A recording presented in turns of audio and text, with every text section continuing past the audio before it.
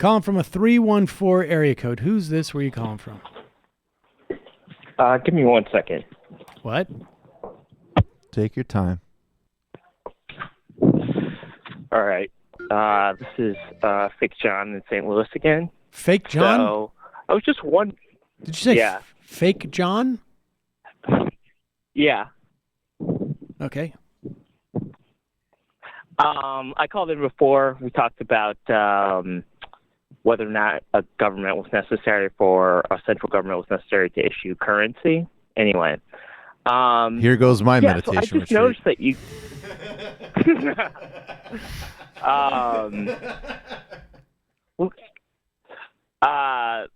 What was I thinking? Sorry. So I was just wondering, you guys sort of use the term neoliberal relatively pejoratively, and I'm not sure that the term is necessarily deserving of that. I mean, I think it depends on Well, that's what consistent exactly with someone your means. ideology. It's consistent with Well, our so if you ideology that it actually- is pejorative. Well, so that's the part that I'm not necessarily sure about, right? So, because you could get someone like Paul Krugman, who you could certainly describe as a neoliberal, but you can be sort of pro-universal health care, pro-welfare states, pro sort of social democracy, and simultaneously think that Wait, there pro- should still be free trade and. Well, no, neoliberal. I mean, the way that I think, neoliberal has had a very big loosening of its definition. But I think ultimately, from my perspective, what it means is you see the market as the premier and in many instances the exclusive mechanism to deal with the distribution of income, with the distribution of services and production, and that all answers lie with the market. Now you have someone, and I don't know if specifically if Krugman subscribes to that, but there is, broadly speaking, liberals will call for mitigating the government to mitigate the cruelty, if you will, of the market. And I think maybe I think that mitigation of cruelty is good.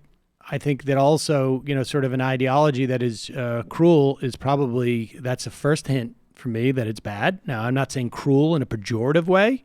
But if you take it that way, you can take it. I mean, I don't. That part makes sense. But also, I just think that. Go ahead, Jamie. A thing that people don't realize always about neoliberalism is it's not just about letting the free market do its thing. Neoliberal governments are extremely active in taking measures to prop up the market at the expense of human needs. Well, the other element of this, and if you really go back to like Mont Pelerin, these guys like Hayek and von Mises and whatnot, although Hayek and von Mises had a split between them about this, and I can't remember who was who on this, but Hayek was probably better. That the idea was that not only should we just have the market, but we should also, yes, have government function to support the market in that way, and sometimes certain players. And they also have an international scheme, too, that would limit the sovereignty of and be anti-democratic, specifically, so that markets can function without the constraints put on it by governments or liberals or whomever. And that's actually a really good way, because your example of free trade really illustrates that, because the objection to trade agreements, whether they're NAFTA or the Trans-Pacific Partnership, are based not on some platonic idea that one region grows barley and another one grows flowers and they should be able to send ships and planes to each other and trade goods, right? The objection is that these rules are written in such a way, in a highly bureaucratic, highly top-down, highly governmental way, in fact, highly bureaucratic way, to favor the interests of the financial services industry, pharmaceutical companies, specifically at the expense of labor, the environment, and consumers. So even just the frame of, calling those agreements free trade deals is actually quite it's not misleading. very accurate, right? It's highly It's misleading. a bit of spin. Capital can move, but labor can't. Labor can't, and standards are specifically universally set. Now, in my ideology, I support setting universal standards, but I want to do it on behalf of labor. So my objection is not to the notion of some forms of universality, but they aren't just local and loose and everything flows. They're bureaucratic and controlling, and in that sense, neoliberal. But what with that said, I don't know. Do you perceive that as being pejorative? So yeah, I mean, I think I agree with all the things you're saying. I just don't. So like earlier, for example, when you were giving the like Margaret Thatcher, Tony Blair sort of or analogy, and you were essentially labeling Tony Blair as a neoliberal, right? Or like sort of third way politics as being a product of neoliberalism. And I think a lot of those, right? But the British still have a universal healthcare system. They still have a lot of public But they're goods. literally, So just historically, they are literally a product of neoliberalism, because even the ones, third way leaders, not Tony Blair at all, but Tony Blair is a politician of the right. But someone like Gordon Brown, who is Blair's partner, who I do think did absolutely want to do what he conceived of as his best to save some forms of social democracy in that economic climate, the whole project of the third way is accepting all of the fundamental assumptions of the Thatcher-Reagan era and then saying, can we preserve a few slices? Yeah, how do we let a little air out of the tire? Yeah, so it literally is a product of neoliberalism, and that's definitely not pejorative. Maybe this is what Sam is right. It's overused, but that's like a historical description of where that politics comes from. Anthony Giddens, who was the intellectual guru of these guys, would acknowledge that first and foremost. Yeah, it's okay. What I would say is I think that when you're using the term, maybe be a little bit more explanatory, because you guys. Well, there you go. We did it. We just did it. Right? Because you can include everyone from like Hayek and the Chicago economists to Paul Krugman, and those guys like basically can't stand each other. You put Krugman in a room with. Well, I mean, but wait a second. But destroy each other. All right, here I would say two things. One, I do think the term is overused. It's thrown around to just mean anybody who.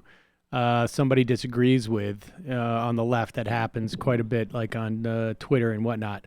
But it's also possible that Krugman and whomever hate each other, but they do share a similar, they're operating on the same plane in terms of the way that they look at the economy. It's just that they have different ideas about, what should be done. Whether, one person, you can have one neoliberal say, yeah, the market dictates that people don't have health care, and guess what? They're shit out of luck. They should do better in the marketplace. Krugman can say, well, the market is such that people aren't going to have health care. So as a society, we're obligated to, provide some type of safety net, as it were. And maybe market mechanisms to help it happen, or even non-market mechanisms. But the idea is to preserve the market. And the way that we preserve the market is, to add this sort of like we have a little bit of a backstop. I mean, that is... those people both, I think can both share a neoliberal perspective, but have different ideas on how to maintain it and hate each other for it. And that's still, we're just talking about a different thing where we would abandon the market in this office at, various rates and different velocities and different distances. But we're all very... I think comfortable doing that. But that is part of the trick of that word, because it's totally overused, but it also is like another fact that we are in a neoliberal world. So we're all neoliberal to a degree. That's been the template upon which the whole world has operated for decades. Anyway, it's like when Nixon said we're all Keynesians now, Right. That's what it's been like. Right. Anyways, thanks to the extent that, the underlying economic assumptions are in there, like rational agents and somewhat efficient markets and that stuff, like I agree. But I think that you can get there are people who would say like the government should supply food and clothing and housing and things like that. John, we're going over the same we're going over the same territory. Oh no! I'm sorry. All I wanted to say was that if the government provides all that stuff, then if the free trade agreement does impact the labor market, you're talking about someone loses their job, but you're not depriving them of access to healthcare or food or housing, things like that. So then, right, you could be a neoliberal, and that's all I was saying. Okay. But yeah. Okay. I think I agree with you now that I better understand what you're referring to. That's what we wanted to get to. Appreciate the call. That was a very neoliberal call. I mean that in totally. a pejorative sense. No, I think he came around. No, it was a good call. It was a good call. It was a good call. It was good. And if we didn't clarify them for him, we certainly did for other people.